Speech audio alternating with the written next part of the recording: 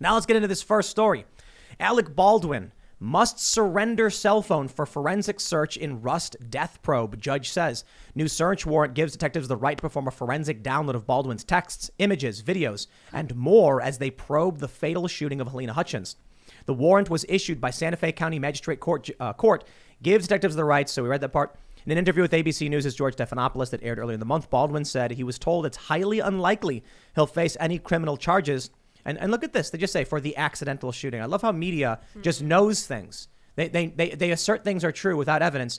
You literally have Alec Baldwin getting his phone taken for forensic download, and they're literally including the word accidental. They say the new affidavit suggests he is still at least an active player in the probe. I don't know if you can say he's a suspect in this, but they're going to mention the paperwork obtained by Rolling Stone recounts many of the details already released about the shooting, including how the movie's rookie armorer, Hannah Gutierrez-Reed, purportedly told investigators that she loaded Baldwin's period Colt revolver with what she thought were 5 cosmetic dummy rounds before the lunch break that preceded the fatal shooting.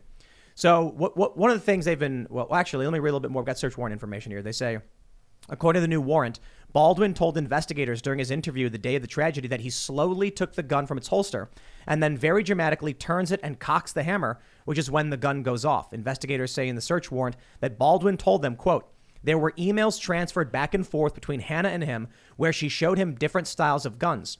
As the production got up and running, Baldwin told detectives he requested a bigger gun in the movie and that he ultimately chose the Colt. The sheriff's department previously asked Baldwin to voluntarily hand over his phone, but the actor and his lawyer instructed detectives to get a warrant, the affidavit claims. Quote, I would go to any lengths to undo what happened, Baldwin told Stephanopoulos. This we understand. Asked if he feels any guilt. He says he did not. He said he felt someone is responsible, but it's not him. So what do you think? You think he's a criminal suspect here? Well, the fact that we still don't have an official explanation to what happened here. I mean, there's no one that came forward and said, oh, this bullet got on the set because of this person put it in the gun. We still don't know what the hell happened here. So because of that, my spidey conspiracy senses are buzzing around here for a very specific reason because, again, I don't trust powerful people with anger issues who, of course, get a lot of favorable play in the corporate media. Another thing that we have to understand here is that he didn't willingly hand over his phone. There had to be a warrant. And when they do look at that phone, they're going to be able to see his call records, his contacts, his photos, his videos, and his geolocation data. But more importantly, right after the incident, you saw photos of him talking to people. Who was he talking to? Probably his crisis management team that's sending off a lot of false information out there to cover up a lot of the bigger truths about what happened here. So again, Baldwin is a big player. He has a lot of money. He has a lot of power. And if this was anybody else, they would be treated totally different, in my opinion. I want to add one thing. He was right not to hand his phone over. I'm not a fan of Baldwin in terms of his politics and who he is as a person. He's got anger management issues. I'm a fan of his acting, not the Donald Trump impersonations. That was actually kind of bad. But 30 Rock's fun.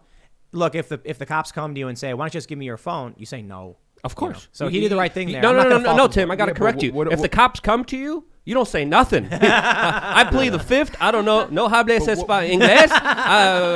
Arriba. Get out of here. Get out of my face. I'm not saying nothing. And that's the big, if you ever watch Cops, that's the main thing that gets people.